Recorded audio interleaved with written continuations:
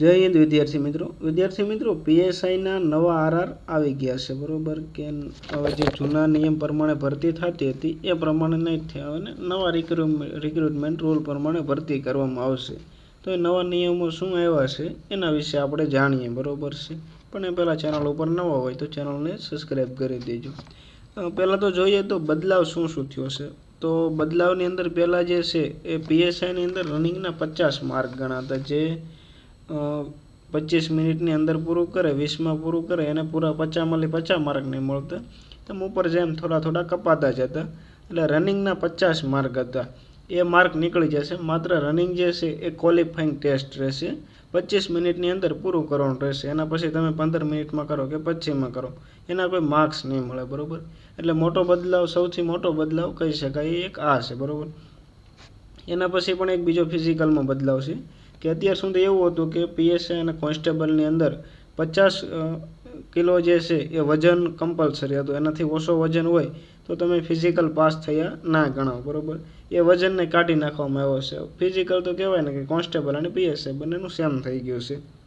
એટલે પીએસઆઈ અને કોન્સ્ટેબલ બંનેની અંદર વજન ધ્યાનમાં નહીં લેવાય અને રનિંગના માર્ક નહીં ગણવામાં આવે. એના પછી ત્રીજો મોટો બદલાવ છે કે પ્રિલિમ નહીં લેવામાં આવે. અત્યાર સુધી પીએસઆઈની અંદર એવું હતું કે પહેલાં રનિંગ થાય, એના પછી એક પ્રિલિમ આવતી બરાબર છે. એના પછી મેન્સના 4 પેપર આવતા, 100 માર્કના હતા, કાયદાનું, ગુજરાતી, ઇંગ્લિશનું અને જીકેનું બરાબર. 4 પેપર ઉપરથી મેરિટ બનતું. એના પહેલાં એક પ્રિલિમ આવતી બરાબર. તો પ્રિલિમ જે છે વચ્ચે આવતી તે નીકળી ગઈ. રનિંગ પછી ડાયરેક્ટ મુખ્ય પરીક્ષા આવશે બરાબર.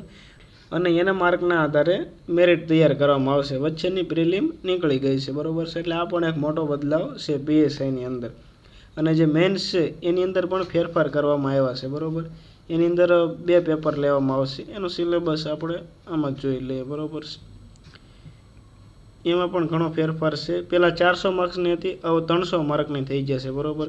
એની અંદર 2 પેપર આવશે, એક GS1 આવશે અને એક GS2 આવશે. GS1 છે એની અંદર 2 પાર્ટ આવશે.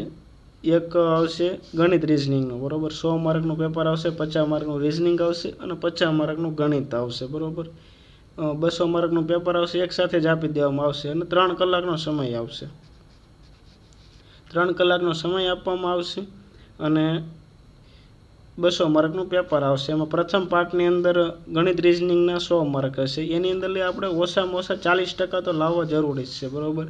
અને આ જે બીજો પાર્ટ છે એ પણ 100 માર્કનો છે. એની અંદર 25 માર્કનું બંધારણ અને પબ્લિક એડમિનિસ્ટ્રેશન, 25 માર્ક્સનું હિસ્ટ્રી, જીઓગ્રાફી અને કલ્ચર બરાબર, અને 25 માર્કનું કરંટ અફેર, જનરલ નોલેજ બરાબર, અને એન્વાયરમેન્ટ, સાયન્સ, ટેકનોલોજી એ 25 માર્કનું. એટલે આની અંદરથી પણ 40% લાવવાના. આ બંનેમાં 40% માર્ક હોય તો જ તે પેપર 2 છે એ ચેક થશે બરાબર. અને આના માર્ક પણ મેરિટની અંદર ગણવામાં આવશે. અને પેપર 2 જે છે એ લેખિત સ્વરૂપમાં હશે, જ્યારે પેપર 1 MCQ પ્રકારમાં હશે. અને આ પણ 100 માર્કનું પેપર હશે અને 3 કલાકનો સમય આપવામાં આવશે. એની અંદર 70 માર્કનું ગુજરાતી છે અને માત્ર 30 માર્કનું ઇંગ્લિશ છે. એમાં એસે રાઇટિંગ આવશે 30 માર્કનું, એટલે નિબંધ આવશે, પ્રેસેજ રાઇટિંગ આવશે, એટલે આપણે સંક્ષેપીકરણ આવશે, કોમ્પ્રિહેન્શન આવશે, ફકરામાંથી પ્રશ્નો લખો, અને રિપોર્ટ રાઇટિંગ અને લેટર રાઇટિંગ એ 10-10 માર્કનો આવશે. નિબંધ મોટો આવશે 30 માર્કનો. જ્યારે ઇંગ્લિશમાં પ્રેસેજ રાઇટિંગ 10 માર્કનું, કોમ્પ્રિહેન્શન 10 માર્કનું અને ટ્રાન્સલેશન આવશે ગુજરાતી ઇંગ્લિશ એ 10 માર્ક્સનું. એટલે 30 માર્ક્સનું જ ઇંગ્લિશ હશે ટોટલ 300માંથી.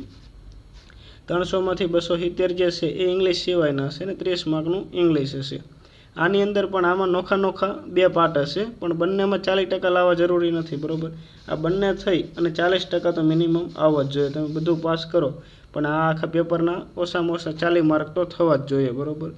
એટલે આ રીતે પેપર 2ની અંદર બંને પાર્ટ ભેગા થઈને 40% થવા જોઈએ. અને પેપર 1-2ની અંદર એટલે તમારે 1-2ની અંદર પાર્ટ એમાં 40% અને પાર્ટ બીમાં 40%. એટલે 40% થઈ જાય એટલે પાસ થઈ જાય એવું નથી હોતું, પણ ઓછામાં ઓછા એટલે તો આવવા જોઈએ બરાબર, નહીંતર તમારું નામ મેરિટમાં નહીં આવે. એટલે આ જ લખેલું છે કે GS1 છે પેપર 3 કલાકનો સમય છે. પાર્ટ A અને પાર્ટ 2 બંનેમાં 40% લાવવા જરૂરી છે. પાર્ટ 2માં બંધારણ, હિસ્ટ્રી, કલ્ચર એ બધું 100 માર્કનું છે. અને પાર્ટ 1 ગણિત રિઝનિંગ 100 માર્કનું હશે. એના પછી પેપર 2 આવશે ગુજરાતી અને ઇંગ્લિશનું. એમાં 70 માર્કનું ગુજરાતી છે અને 30 માર્કનું ઇંગ્લિશ છે. બંને ભેગા થઈ અને 40% માર્ક્સ તમારે મિનિમમ ક્વોલિફાઈંગ માર્ક્સ છે એ લાવવાના રહેશે અને તમારું 300 માર્ક્સમાંથી મેરિટ બનશે. એટલે પીએસઆઈની અંદર આટલા બદલાવો થયેલા છે. મુખ્ય તો રનિંગના માર્ક્સ નહીં ગણાય અને પ્રિલિમ જે છે એ નીકળી જશે. અહીં લખેલું છે શારીરિક કસોટી બાદ પ્રિલિમ લેવામાં આવતી હતી. હવે માત્ર 2 તબક્કામાં જ લેવામાં આવશે, શારીરિક કસોટી બાદ મુખ્ય પરીક્ષા. આઈ હોપ કે આ પીએસઆઈની અંદર નવા રાટમાં શું બદલાવ થયા છે એ તમને સમજમાં આવ્યા હશે. જય હિન્દ.